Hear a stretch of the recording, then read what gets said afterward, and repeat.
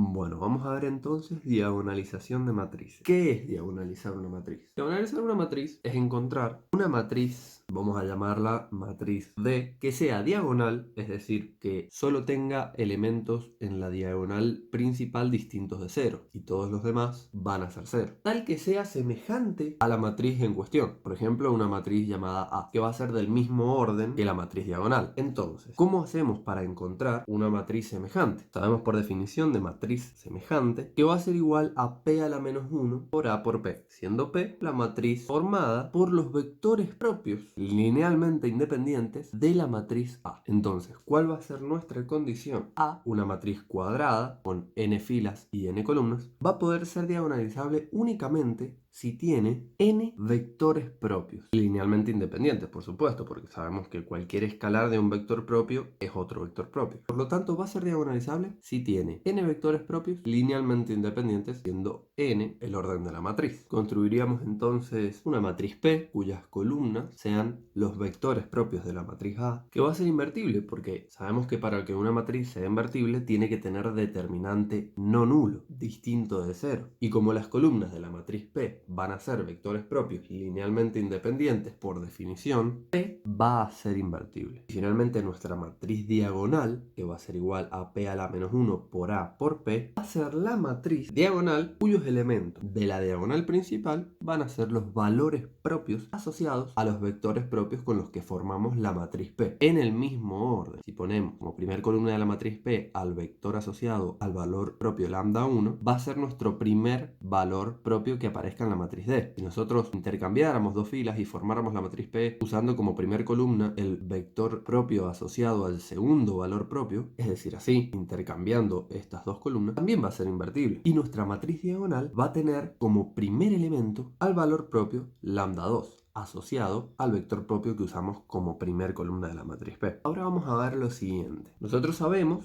por definición, que un vector propio, que vamos a llamar x1, está asociado solo a un valor propio. Nunca va a poder estar asociado a dos valores propios distintos. Pero puede que un mismo valor propio tenga más de un vector propio asociado. Vemos acá que x1 y x2 solo están asociados a un valor propio, pero este valor propio tiene dos vectores propios asociados. Y así podríamos tener distintos valores propios asociados a uno o más de un vector propio, pero cada uno de los vectores propios solo está asociado a un valor propio. Entonces, si una matriz de n por n tiene n valores propios, sí o sí va a tener n vectores propios asociados. Si tenemos una matriz A de orden n y tenemos n valores propios, va a ser diagonalizable, porque sí o sí va a tener n vectores propios linealmente independientes, cada uno asociado a un valor propio. Ahora, no es necesario que tenga los n valores propios. Por ejemplo, si tuviéramos una matriz A de 3 por 3 que solo tiene dos valores propios, puede pasar, ¿por qué no?, que uno de ellos tenga asociado dos vectores propios y sea de todos modos diagonalizable. De lo que sí estamos seguros es que no va a poder pasar que un vector propio esté asociado a dos valores propios. Entonces, si esta matriz de 3 por 3 tiene tres valores propios, va a tener por lo menos tres vectores propios y va a ser diagonalizable. Ahora, dos propiedades. Primero, el conjunto formado por todos los vectores propios, es decir, es un conjunto formado por vectores linealmente independientes, van a generar a todo el espacio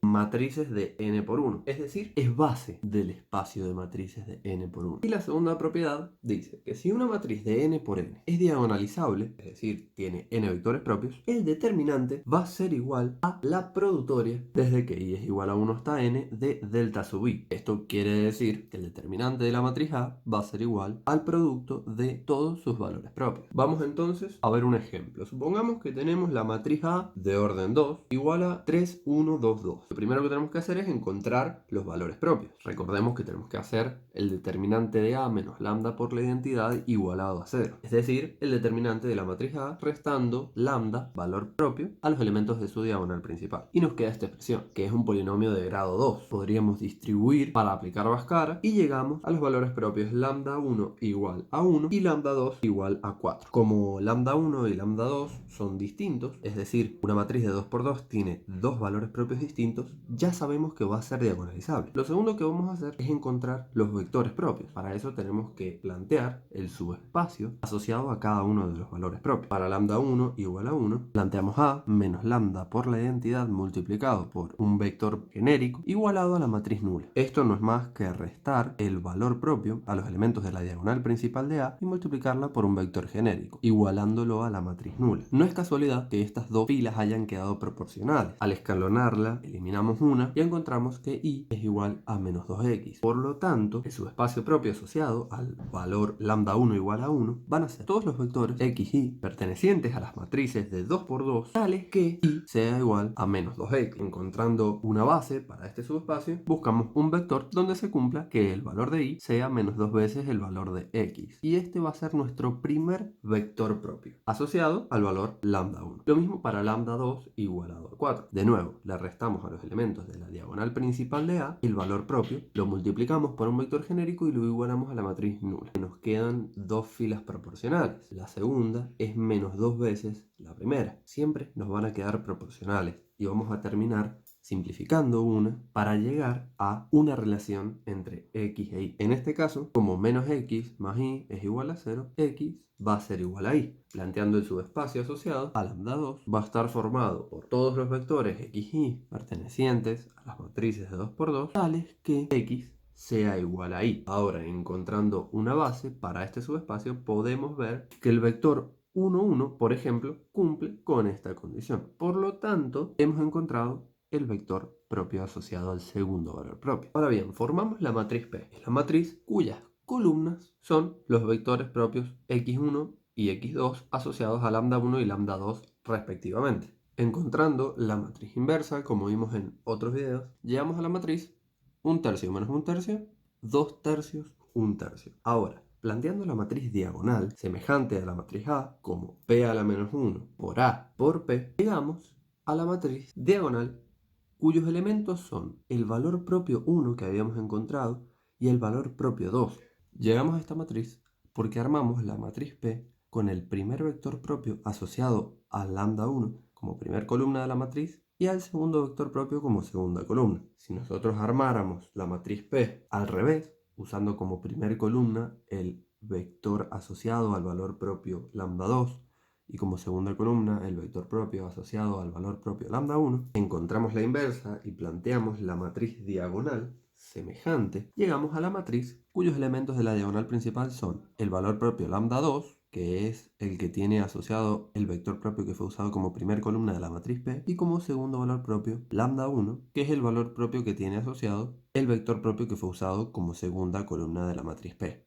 Sea cual sea el caso, cualquiera de las dos matrices van a ser semejantes a la matriz A. Y esto lo podemos verificar con las propiedades de las matrices semejantes. Primero podemos ver que el determinante de cualquiera de estas dos matrices va a ser el producto de los elementos de la diagonal principal, es decir, 1 por 4, que es igual a 4. Y el determinante de la matriz A es igual al producto de los elementos de la diagonal principal menos el producto de los elementos de la diagonal secundaria, que es igual a 4. Además, sabemos que la traza de dos matrices semejantes es la misma. ¿Cuánto es la traza de esta matriz? 1 más 4, 5.